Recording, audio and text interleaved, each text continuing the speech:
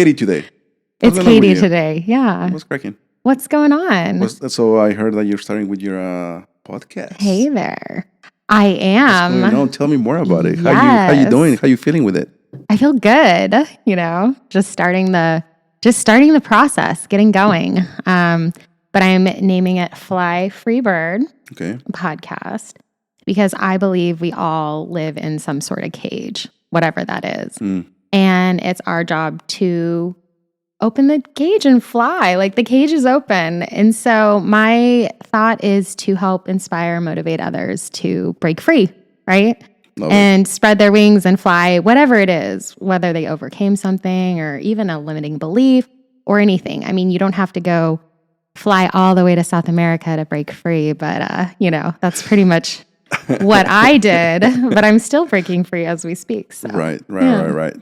That's cool. So have you shot anything? Have you had any people in there yet, or like what's the situation with that? I've done 3 so far. Okay. You're going to be on it, I think, next week, right? I hope so. Yes. And by the way, I wanted to talk to you about that too. It's like I think we're playing. I don't know if we can do it like Tuesday instead of Wednesday. Oh, we can figure it out. Yeah. Because I know I told you Wednesday, but I was just informed 2 days ago that apparently I had already agreed to switch my shift with one of the guys at work. Okay. And I totally blanked out. And so when he told me, I was like, sure. Just remind me. Should I need to do the podcast? So I'll remind you. That's going to be great. Yeah. Cool. So I'm going to hear your story about breaking free, That's gonna be a good story. And the thing is, like, there's no conformity to it. I just want to see where conversations go and have open and honest dialogue and really like dig in a little bit and get people's stories because I feel like everyone has a story. Yeah. And if I can help bring it to light and inspire and motivate others to break free, then I feel like I'll be living my purpose. I love it. That is a great thing, and also South America. Yeah, I know. I'm back. So you're here now. I'm here. It's been a while now. Jeez. I got back on August 1st. August 1st, and I remember we would like being touched through Instagram DMs and stuff, and it seemed like you were having an amazing time over there. Yeah, it was definitely life-changing. I mean, it was a soul thing for sure, and I went really I really didn't have an intention like of where I was going or what I was doing. I just wanted to follow the energy. And that's really what I did the whole time. And I journaled throughout my whole adventure. And I'm putting it all into a book right now too. Cool. In a book. In a book. Podcast in a book. Yeah. Wow. So my intention is to name the book like Free Bird and something to the extent of like finding personal freedom and joy through South America or something like that. But pretty much, I journaled the whole way, and I'm taking these journal entries and kind of polishing them up into like little stories. So in a way, it's like follow me through my journey. But one of the biggest lessons was like learning to let go. So it's interesting, how these trips, sometimes you think maybe they'll bring you something, but really they just bring you what you need as opposed to maybe what you want. But I met amazing people along the way. I had some really cool like spiritual journeys and conversations with people, but I do believe the people that made an impact, they were meant to come in my life, whether it was to teach me a lesson or kind of lead me to where I was going next. And I'm super grateful for that. And that was probably my favorite part about my trip was the people, Right. So, it was amazing. Like, I feel like Argentina has my heart and like even South America, but like there's something about Argentina because I was there for you spend most of the time in Argentina, right? Yeah. So tell me, how did it start? Like you finally, last time we were here, we were talking about it, that you were going to actually do it. You were starting to declutter your place, I remember, right? Yeah. Kind of like letting go of those things. Right. The material stuff, the stuff that is always there and we never even use or look at, right? So after you went through that declutter of your place, then what was next? Like, how did you fly directly from here to Argentina, or like? So yeah, I went to Georgia for a week and kind of like my buffer in the States, and spent some time with some girlfriends, like 3 of my like best girlfriends. So it was nice. Buffer there, and then I went to Colombia for a week and stayed with my buddy Alex there, him and his wife. And so he like took me around. So it was like he was showing me everything, so I didn't really have to venture off into like the country by myself. And then I flew into Buenos Aires, and I was alone. Like I didn't know anyone there. Before we move into Argentina, what was the thing that you liked the most about Colombia? Colombia. Well, it's beautiful. I was in Medellin, and then we also did a little weekend getaway in Guatapé. And it's beautiful. Like there's really good street food. Actually, I mean, Alex really like kind of spoiled me. He like showed me around. He's like, you got to try this. You got to try that. You got to try this.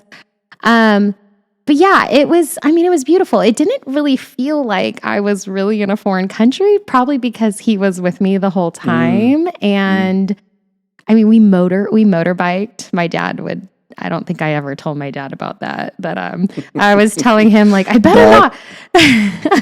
Listen to this, Dad. I'm here though. I lived. I survived. But like I was telling my friend Alex, I'm like, I better not like die before I'm on this epic adventure, because we're like going up these mountains and hills. He's like, oh, we got to go to this like, and he's like, oh, we call each other bully. He's like, oh, bully, you're holding on too tight. But I was kind of afraid. But then when I let go and I kind of learned to just trust him, I'm like, all right, I'm not going to die. I'm going to be fine. So I think one of my favorite part was actually kind of like motorbiking, like, and trying all the different foods, these food stands and everything. But isn't that great? Like we're talking about letting go. Yeah. The importance of letting go, whatever that is. Right. And in this case, for you, allowing yourself to get into this motorbike. Yeah. What's a huge step for you to actually do it? Because what you mentioned right now, your dad has that, obviously, there are parents that are always going to be making sure that we're doing okay and that we are safe, that we make responsible decisions. But at the same time, it's like we always have that in the back of our heads when we're making a very important decision in our lives, right? And in this case, as minimal as it might seem for you to actually ride a motorbike, right? You still had that fear, right? And you had your dad in the back of your head telling you, don't do it. You're going to kill yourself. You're going to get into an accident or whatever it is. But you actually took the step. Yeah. And be like, let's go and do it. And you did it. And you're here and you're safe. We really had no choice, because like him and his girlfriend like share like one car, and she needed it to go to work. So really the motorbike was the only way to get around. So I was like, all right, I'm trusting him that he's not going to fling me off the hill. But no, like after a couple days, I finally let go, and I relaxed and had faith that like, no, I'm going to be okay. Right. Like I'm not in control of this. Right, like, right. I'm not going to squeeze him so tight that we're going to make, have an accident. Let's just enjoy the ride, Mm-hmm. So then finally he's like, wow, you relaxed a bit, as time went on. But really quick story. When I remember I want to say 2001 or maybe 2002, even 2020.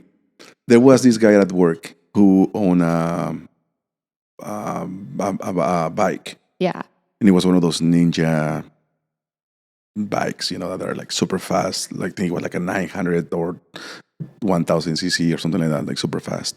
And the guy is 5'4", 5'5" maybe. Okay. And I'm 6'2". Oh my gosh, yeah. It's at night. We had a couple of drinks, and he goes, "You want to ride the bike?" I'm like, "Yeah, let's do it." No. I'm behind him. Stop. We're going up on, how you get out of Fashion Island? Yeah. We're going around Newport Center Drive, around the circle. Okay. I don't know. You're in the back. I'm in the back. No helmet. No helmet. No helmet, neither one of us. Oh, that's... we are going like 70, 80 miles per hour. It wasn't until a few months that I started thinking about it. I'm like, Now that's being stupid. That was being That stupid. was really, really stupid. Can you imagine if? Yeah. Because wait, right? Like he is. I don't know how much he was weighing then, but I'm like at least maybe. Yeah. But I'm at least 100 pounds heavier than he is. Yeah. That's insane. Like the more I think about it, the more I'm like, oh my God, I'm here. Yeah, I learned a lesson. I was in Costa Rica, like, when was it? 2021 maybe. And I was riding an ATV and I got really confident and I took my helmet off because it felt so good. The breeze. And then I went through these country roads, right? And then I was going down a gravel dirt road and I lost control of it and I flipped it and I literally, like, it rolled. And I'm like seeing this 1,000-pound machine about to come on me, and the grace of God or whatever, I literally got out of the way and like adrenaline like saved me. And then I like run after the ATV and I stop it and then I like touch my head and there's like blood. But obviously I did not pound my head on the pavement or else I wouldn't be here. But literally I then went to the doctor. Somehow this woman helped me get down the hill. I mean, I was like terrified because I was alone. No one was there.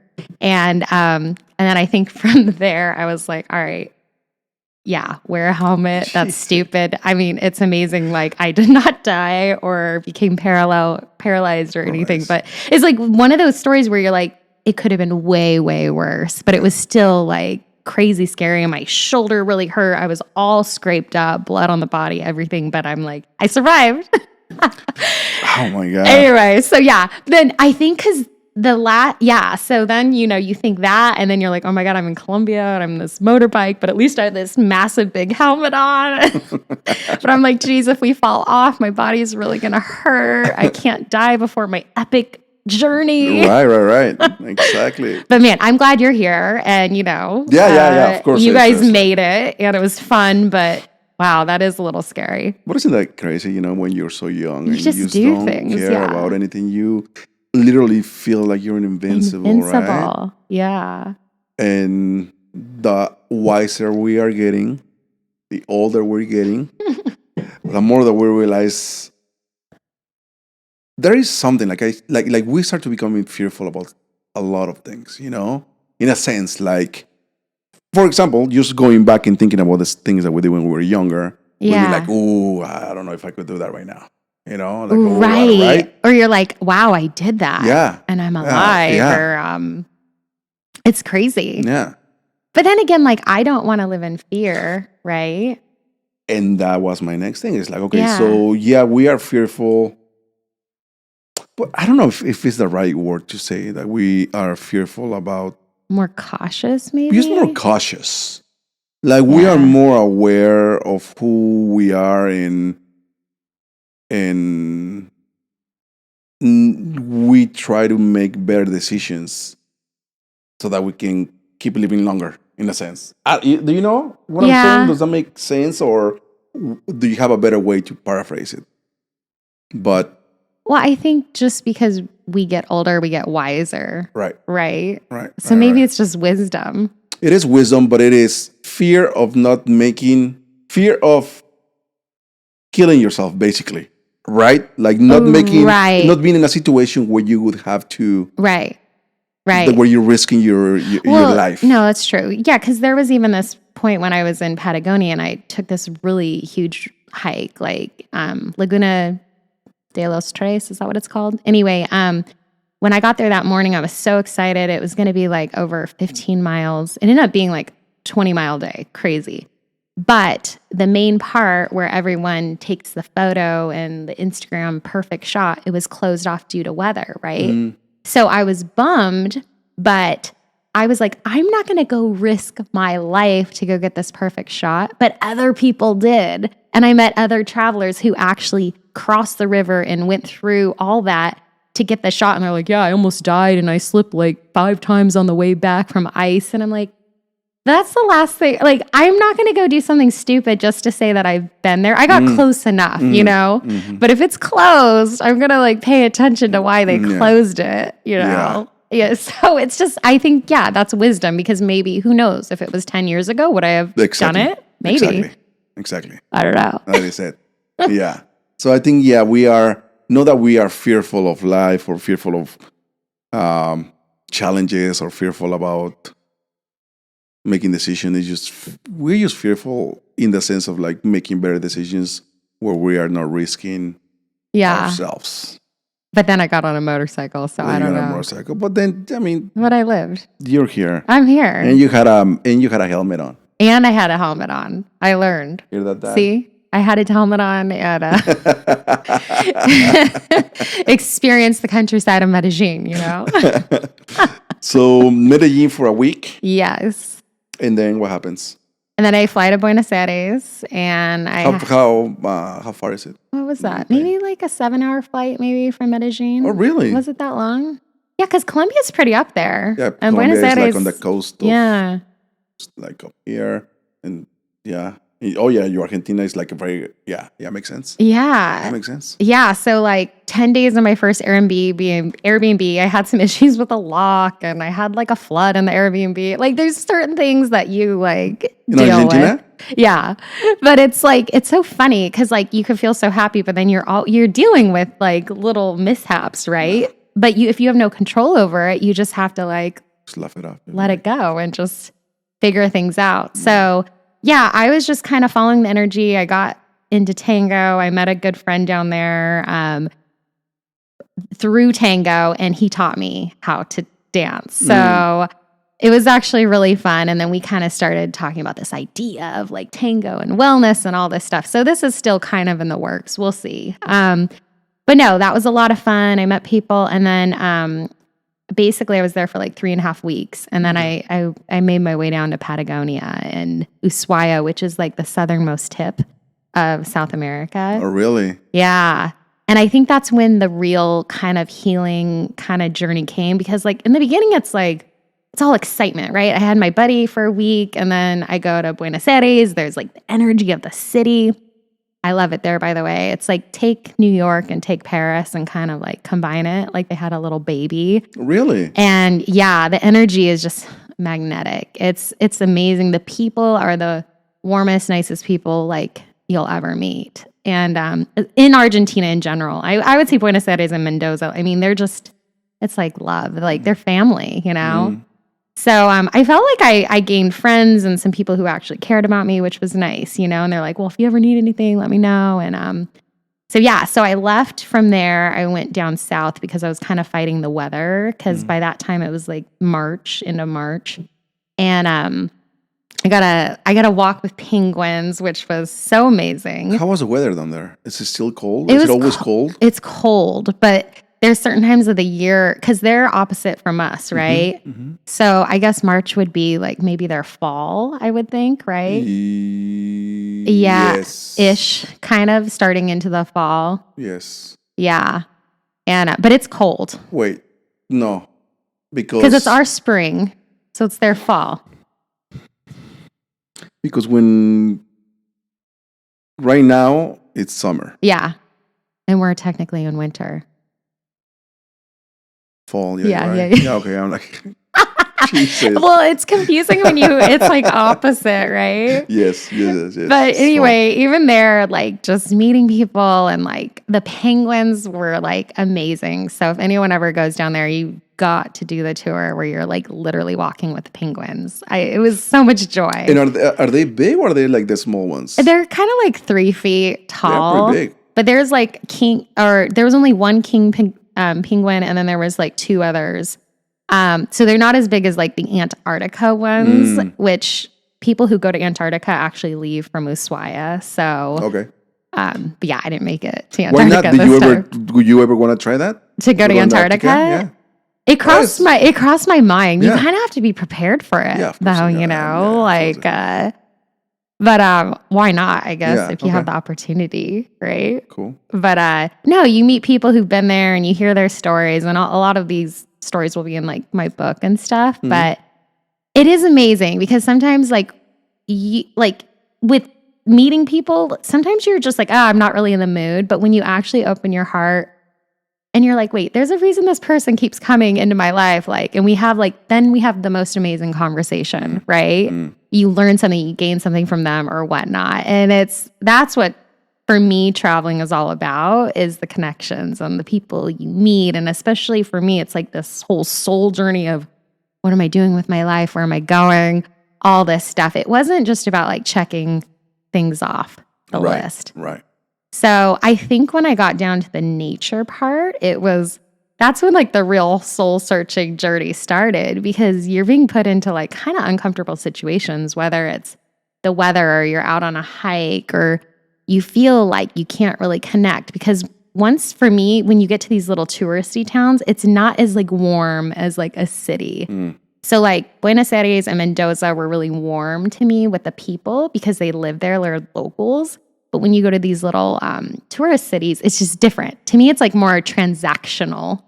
And I'm super sensitive to energy, so you feel it, right? Right. And but yeah, then you're still glad you went because you got to see some amazing things.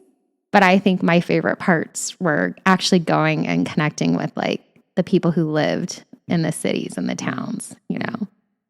How was the reception to you, you know, like in a sense that, did you encounter any kind of like bad people, bad energy, like they would see and they're like, oh, what is she doing over here? Or any of that at all? Never. In anywhere in No. that you went to? I never felt that. The only thing I felt was when you're party of one and you're traveling and you're trying to go to dinner and you are in these tourist towns, you feel like you're kind of like, you're fully alone. They don't have a bar where you can go sit at and have dinner at a bar, but you still want to go to a nice restaurant for dinner, right? So you kind of get stuck in the corner and you're just by yourself and you feel like you're ignored a little bit. So that's the only time I felt like really alone was when trying to eat and go out. And, you know, in a lot of these restaurants too, it's like they serve meals for two, but it's like, well, it's just me, you know?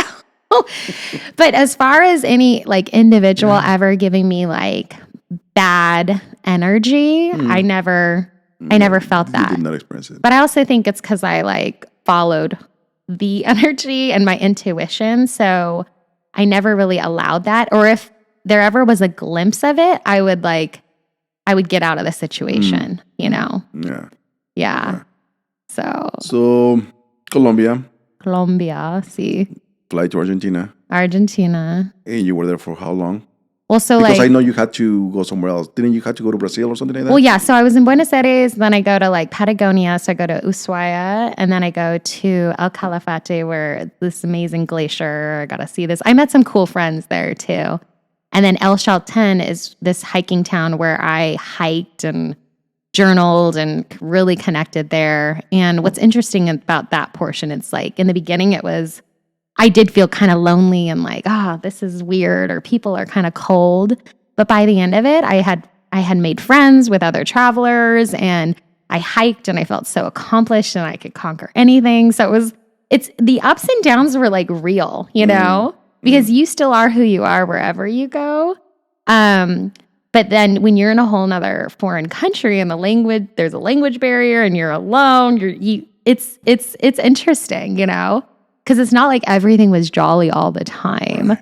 But yeah, so I was in El Calafate, El Chalten, and then I did Bariloche, which is like the lake region of Patagonia, more northern Patagonia in Argentina. And that was beautiful. And I got some recommendations from a friend I met in Buenos Aires. And then like I drove around, I rented a car, drove around, went to all these little spots. That was very touristy too. Beautiful, beautiful though. And then from there, I went to Mendoza, and I was like, I really hope that I like Mendoza, because I just need I needed like a place to stay for a bit. And so after a week, I did find a place, and I got a place for a month there. So I was in Mendoza for like 5 weeks, and I had this beautiful apartment. It was a little quirky, but 2 amazing patios close to the park. Mendoza was quiet. It was quiet. It was not Buenos Aires, but I think it's exactly what I needed, you know?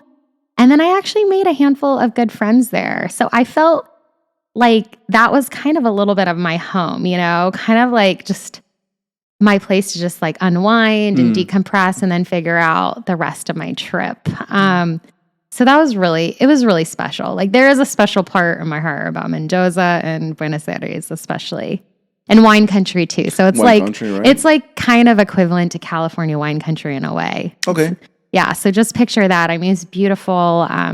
People are nice. I mean, there's a bunch of wine. You can get a nice bottle for like $4. It's insane, That is crazy. Yeah. And then, of course, the steak, the meat, everything in Argentina, so much meat in that place. Oh, my God. I didn't realize how much meat Argentinians eat, They eat so much. And then I'm like, oh, my God, I got to detox my body. This is too much. I need fish. I need the ocean. What is happening? I need a veggie. Yeah. So then I was kind of around the time where it was 3 months where you kind of need to go get your passport stamped. And so I just figured, you know what, I'm going to take the bus. I went from Mendoza to Viña del Mar in Chile.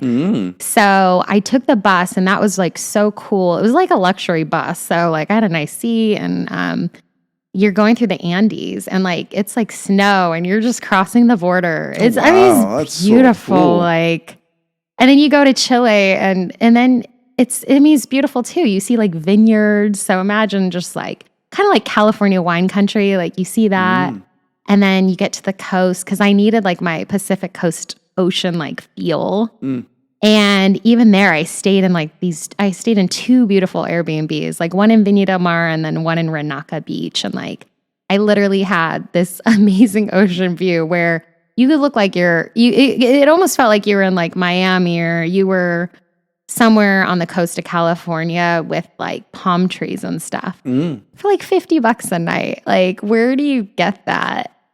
You would not know that you would think that maybe you were in Laguna Beach or Miami or just from the view. I mean, it's the Pacific Coast Ocean, so you have beautiful sunsets and so I felt like I could breathe and I was like, oh, I got my ocean fix. And then I'm eating fish and, all that stuff. And then I go to the Renaca Beach and then, you meet some cool friends. But by the time you meet them, you already made your next plan for the next trip. You're on the way out. Yeah. So that was actually really cool. Got my my ocean fix. And then from there, I went to Atacama Desert, which is more northern Chile because another traveler said, oh, you got to go there. And so I went just thinking, oh, it's going to be big sky and the moon and the stars and all this stuff. And I get there and I'm super excited. And then that night I started not feeling good. And then I got so sick. I got altitude sickness. And I could not eat. Right. I felt horrible. That was the first time I actually kind of felt afraid, but more because my health and I did not feel good. I could not eat. And thank God I was staying at kind of a hostel where they had fruit and stuff. And they were so kind. I'm like, can I have some fruit? Because I had no energy. But then I made the most of my time. I'm like, well, I'm here. I still got to go drive and do a few things. So I saw some flamingos and I hiked a little where it looks like you're on Mars. It's crazy. It's beautiful, but it's crazy. And you're in the middle of the desert. It's wild. It's high. It's not even, it is, but it's 8,000 feet, which is not even that high. Yeah. But what got me was if I feel like I'm almost dying here at 8,000 feet, then how am I supposed to go to Machu Picchu, which is 14,000? So, because I had an intention to finish my trip in Peru and do this whole spiritual ayahuasca, clearing. Okay. Well, that never happened because I took this as a sign, if I feel so sick here, why force it? Or why do the thing? So this is kind of a big turning point in my trip where everyone has an opinion or saying, you should go do this or you should go do that or you got to see the geyser or whatever, blah, blah, blah, blah, blah. And then you get to the point of I don't have to do what anyone says. I need to follow my heart and what brings me joy. So this whole trip at Atacama, it kind of knocked me down. Literally, I even left a video for my family and my mom, she didn't tell me till later. She's like, you looked really bad. And I was I was kind of worried because I guess I looked really sick. Mm-hmm. I mean, I was probably pale and I probably lost like 5 pounds in 5 days because I barely ate anything, you know? But I finally got out of Atacama with a couple weird things with my rental car, even like driving on the wrong side of the road. And just like, oh my God, all these things. But I finally made it out of there and I decided to go to Brazil. So I like land down in Sao Paulo. And like the moment I land, I just felt like this sense of like relief, you know? It's a huge, huge city, but something about it made me feel at home for some reason. Like they have any cuisine you want. I mean, the energy there is like so big energy. I actually found a hot yoga studio. So I did like some hot yoga and I'm like, oh my gosh, I finally feel like me again. You got your fix. Yeah, I met some really cool people, you know, like this one local woman told me a lot of places to go where I should go to the beach. And then I met these 2 guys one night at this bar with like this old school music bar, like where they do the samba. And that was so cool. Like the energy there is just like amazing. So they helped kind of plan my trip going forward from there. Because right then and there, I was like, you know what? The beach brings me joy and so does like city life. So that's what I'm going to do. So Sao Paulo for like 10 days. And then I ended up basically doing like a Brazilian beach tour. So I was in Brazil for about 5 weeks and like Ubatuba, which was amazing. And then like Ilha Grande and... you ended up going to Rio? Rio, yeah. But what's interesting, I didn't love Rio. I thought I would love it. What made it? I don't know. I think the energy, well, first of all, it was a full moon, so I don't know if I was like being weird with a full moon energy. You think it's too hyped up? It's high. I think some people absolutely love it. Maybe if I went with someone, it would have felt different. Okay. But I was alone. Like there's a lot of energy there where take Miami and LA and kind of like that vibe. Like Brazilians are very like sexy, but they like know it, you know? So they're kind of vain, I feel like. And so there's not like this warmth like you get from the Argentinian people. Gotcha. It's interesting. So I didn't... Well, Argentinians are like, they're sexy too. Well, they're very sexy. Absolutely, they're very sexy. But there is... Women are, when it comes to their accent, all the women that have that's, it's just like, wow. Yeah, a lot of people talk about Colombian, the Colombian accent, especially for women. It doesn't do it for me. The Argentinians. And Spanish, like from Spain. Yeah.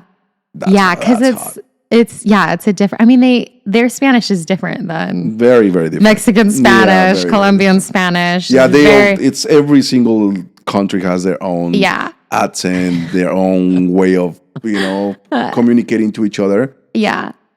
But Argentinians and Spanish. Yeah, no, they're very sexy. And Argentinians know they're sexy too. They have a different kind of attitude, but there's something about Brazil, like you take LA and Miami kind of. Yeah. Like, they're the ones working out at the beach. This is Rio, right? You say? In Rio, yeah. And Rio's up north, right? It's like kind of in the middle. Okay. It's not too up north. Okay. But I thought I would love it because of the beach and the city life. But even the beach, it's like it's so crowded, and everyone's just trying to make a buck. Like everyone's selling caprinas like everywhere, and then you get gringa pricing at times, but then it's weird. You get price gouging. A little. Sometimes you felt like that in different places. Yeah. But no, everyone like warned me about Rio. Be careful, be careful, be careful. But it's like, you know what? You just got to like be smart, right? And you can't be leaving your backpack on the sand or anything like that.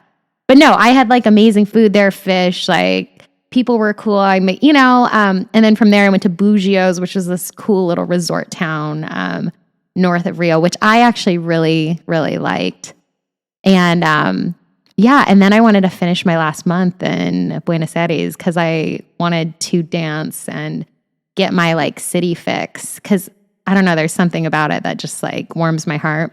But then when I go, it's cold, so it's like winter. But I got an apartment for a month there, and I danced and I wrote, and I just kind of like took it all in, and and then I came home August 1st. It's so crazy. Like I could have stayed like a little bit longer, but it's weird how things like align and work out. And I just knew I needed my Southern California sun. You were ready. Yeah. But yeah, it's wild. Like everything. Cause like but the moment I kind of let go of what people were telling me I should do, I think that's more when the joy kind of creeped in, because I was just doing more of what I wanted to do as opposed to, well, you have to go do that, or you have to go do that, or you have to go do that. Because like going into it, I really thought I was going to end my trip in Peru. And then it just didn't happen. It didn't happen. And it doesn't mean I don't want to go. Like that could be another trip. Yeah. But I just knew, I'm like, I just got to follow the energy. I just got to go to the beach. And even all my Brazilian friends were thinking I was crazy when they're like, why would you go back to Argentina right now? It's freezing there. And it's true. Like it was cold. Yeah. But I danced and, Yeah, you had to get your dancing fix, right? Yeah. Your tango fix. Yeah. And what's crazy though, like my whole journey, I kept losing things, and they were like nothing of that much significance, And I think I told you this when we went to lunch, but I kept losing things. I was like, oh my God, I just got to keep letting go. You like lose sunglasses. So your phone fell off from like the 7th floor? Yeah. So my phone, fell off. I had like 10 days left of my trip, and my iPhone, like I'm out on my deck and I'm feeling really good. I'm like writing, I'm on my computer, and I get up and somehow I can't find my phone. And then I hear like this huge smack, and I'm like up on the 7th floor. And I was like, oh my God, my phone just fell. And that's like asphalt. That's concrete. How is my phone alive? Like, so at this point I run downstairs, but I couldn't get back to the parking because I don't have a car there. So there's not going to be an easy way to get there, I guess, like at least there. So I like messaged my Airbnb person, and she's like, oh, well, the door person's not there till 5:30. And this time it's 4. And at least I saw my Mac. So I like was messaging a few people, and I'm like, hey, I think my phone might have just died. It fell. And they're like, wait, what? I'm like, yeah, I don't know. And so in my mind, I just like, I let it go. I gave it up. And even one of the friends I met there, he's like, well, I have an old iPhone. You could always use if you want. Because in Argentina, it's not like here. There's no Apple store. You can't just go buy an iPhone. And if you find one, it's going to probably be 5 times like the price of what we would pay.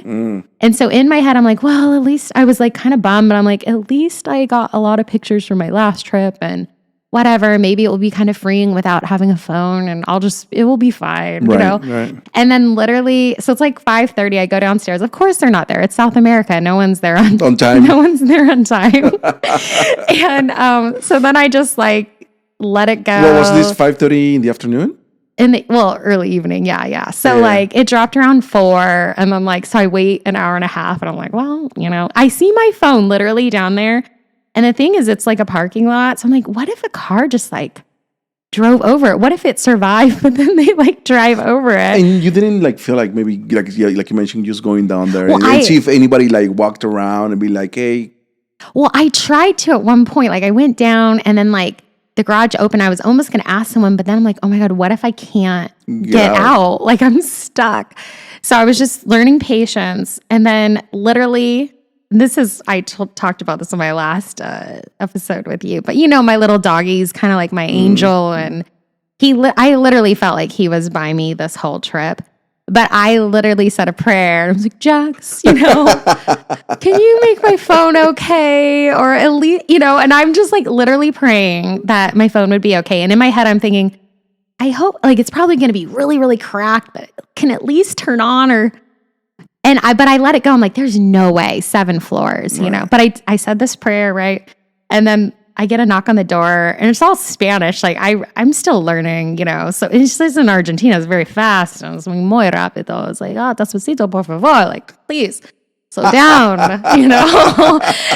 Yo sé palabras, pero conversation is muy difícil para mí, It's like, okay, you know what I'm saying. Anyway, so she comes up and she hands me my phone. There's like no cracks, like at all. And it was a screen protector and a little like plastic case. Did they break? No. Nothing broke? There was a slight crack on the screen protector. Right. My screen protector now is more cracked than it was then. And I look at it, I'm just like, this is a miracle. This is like, how is this alive? Yeah. How is this alive? But it's like, I couldn't believe it. Like my phone dropped 7 floors onto concrete. It survived. Like survived. We could drop it like right here, right now. Who knows? It might crack.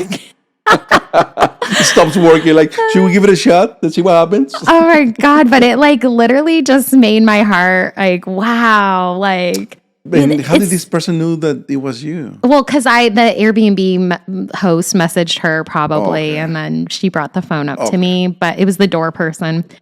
Gotcha. But like at 6:30 in the afternoon. Yeah, like, well, the evening, yeah, probably. It was like, but it's that whole lesson of like, when you let go, like literally the things that are meant for you will like come to you and be there for you. That was like this whole lesson. Cause like, even after that, like other things happened where my dresser fell and then my jacket burned and all these things that I'm like ruining and like, oh my God, what's happening? But like the phone, which actually is like my source of kind of like life there, it survived, But everything else can be replaced. A phone could be replaced too. And I think because I let it go, that it survived. Yeah. So it's just like, I have these like interesting stories throughout my journey, but it's literally all about letting go. And then when I get home, I mean, it's not like I had all the answers figured out. Right. I mean, the first month and a half was a little challenging. It was like almost reverse culture shock, You come home and everyone's in such a rush, or it's like very ego here, very entitled. And you're just like, why?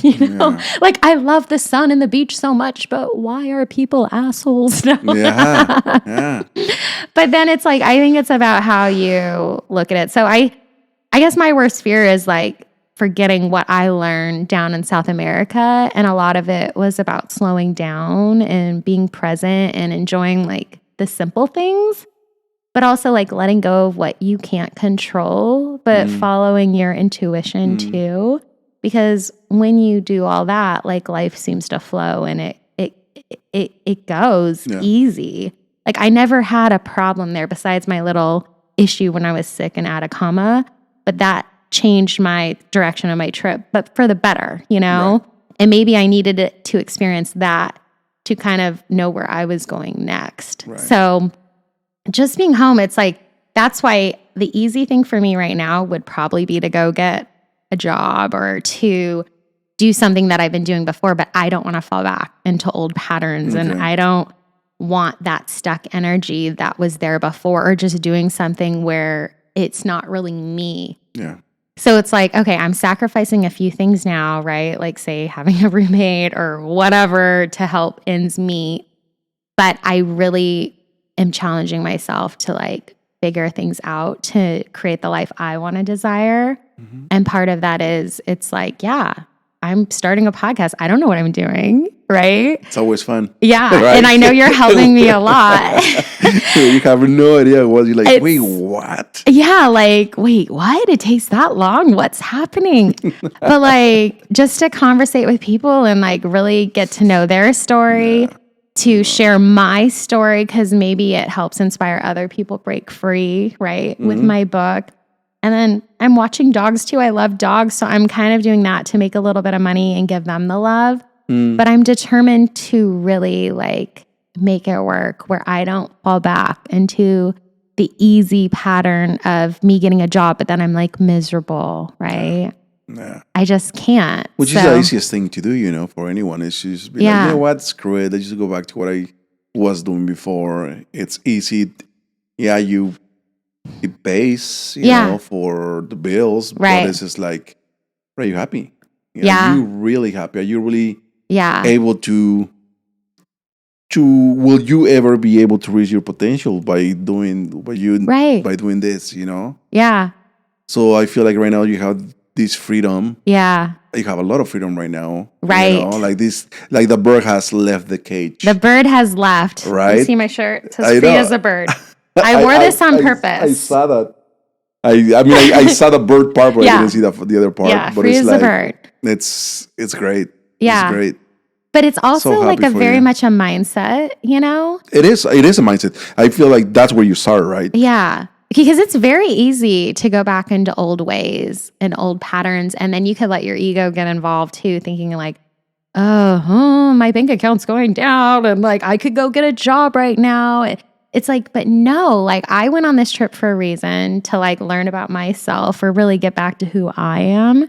So now that I'm back, how do I take everything that I've learned in all those experiences and create the life I desire while I can help other people, you know, feel inspired or motivated to go break free, right? You don't have to go to South America to do that. So much of it's in your mind, and it's about choosing to break free and then taking that inspired action to actually like get there, right? Yeah, absolutely. So yeah, it's wild though to think, because now I was gone for about 6 months, and now I feel like it will almost be like 6 months since I've been home. Yeah. And you think back at like everything I did in that 6 months, and it just shows you like life goes by so fast, and it's up to you to like do something with it. Yeah. Otherwise, in 6 months, you could just be doing the same thing in the same routine and feeling miserable and sad. And it's like you've made no change. Yeah. So how do you just take that first step and take the change you need to like get to where you want to go? And that's like one little baby step, getting out of your comfort zone, you know? Yeah, and like you mentioned, is how do you where does it start, right? And like you mentioned earlier, it's like, oh, it's all it's a mental thing. It's like that's the first step. Yeah. Having that mental realization of like, right. All right, I'm not happy doing what I'm doing. I feel like I need to change my life, whatever it is that is not making me happy. But it is not until you make that, when you have that epiphany. Yeah. Of like, wait, what is it? Yeah, I don't think I'm happy where I'm at. Yeah. I need to do something. Yeah. Well, and that's my whole analogy with the cage. That initial thought, right? Because everyone has a cage. It's just like, what does your cage look like, right? What's that cage of you're feeling not happy or miserable in some area in your life? And how can you break free from that and find that joy and find that peace and like whatever it is to bring you that sense of being and your purpose or where you're supposed to go, or even it's just something little, you know? I don't know. It's like break free. Like we have one life to live, right? So are we going to choose to feel sad and miserable? I mean, feel your feelings, but also like get to the point where you're not tolerating the tolerable anymore. You know? Right. I feel like we have, I definitely believe that we have been very blessed and happy to run into people like us in a sense, right? Because not a lot of people have that opportunity. Yeah. To meet people that have been freed in a sense, right? Yeah. Most people live in this environment of like a loop. Repetitiveness, everything, you know, like it's like Groundhog Day. Exactly. Come home, you know, like take care of the kids, do this, all these things. Like we talked about it earlier, right? In your case, being able to make that trip to South America, because not much was really tying you here, you know, like you having any kids that where you have to take care of the kids and things like that. But being, and like you mentioned, having the opportunity of getting to know people, like I really appreciate your friendship a lot, you know, like it's a really cool friendship. Like, you know, like right now you were starting your podcast and it's such a cool thing that you're like already doing it, you know, and that you have questions here and there. And I was realizing the other day that you were like, oh, you know, about the sound and things like that. And after, as I was telling you, I said, I'm like, oh, wow. Like, I felt good to be able to lend you a hand to say like, Yeah. I know how to do this. Yeah, right? because Like, you went through it all. like I know how to do this. And I literally sat down after I talked to you. I sat down and I'm like, wow, I just helped her out. Yeah. You know, this moment of realization, this Yeah. epiphany again of like, that is pretty cool. And you know? it feels good, right? Yeah, it felt really good to be like, Yeah. I'm able to assess her, you know, and that's what I told you. If you have any other questions, you know, hey, even if it's something that I haven't figured out yet, Yeah. it might be something that I might have to run into. Right. Yeah, so let's look into it, you know? Yeah. But thank God for YouTube. Thank God for YouTube. You're right. I have no And idea ChatGPT. how people did things 10 years ago. Seriously. Even 5 years ago. Like 5 years ago, Yeah. even maybe, I'm assuming that even uploading an episode to YouTube was very different to what it is now. Yeah. Every month, at least right now, with like you were talking about doing shorts, doing the shorts and doing thumbnails, Right. things like that. Every month there are exponentially growing the Yeah. amount of settings that they have that make your stuff better. Right. Even from a year ago Yeah. to now, you're like, the improvements are incredible. Wow. So it's just going to get better, Yeah. right? And easier in That's a sense good. for everyone. But even for like someone like me starting, it's like, I know I was telling you, I'm trying to let go of perfection because otherwise, if you're too focused on perfection, then you're never going to get started. Right. So it's like, do good enough or the best you can. And then like learn as you go, but also reach out to the people like yourself who can help me where I might be like, oh, whatever, it's good enough. But then I'm like, no, I could tweak it a little bit more because of what you said, you know? But like, let go of the perfection. And it's almost like come along for the ride with me because I'm just starting out. I am not going to try to get all too fancy with technology right now. I just want to have the conversations and like just learn as I go. And really my mission is to help people get out of the cage, break free, and hear inspiring stories. If you look at some of the very successful podcasts, if you start to look at them from the beginning to now, for example, the one podcast that I I have followed for a long time is Joe Rogan, right? Okay, yeah. You look at his first episode,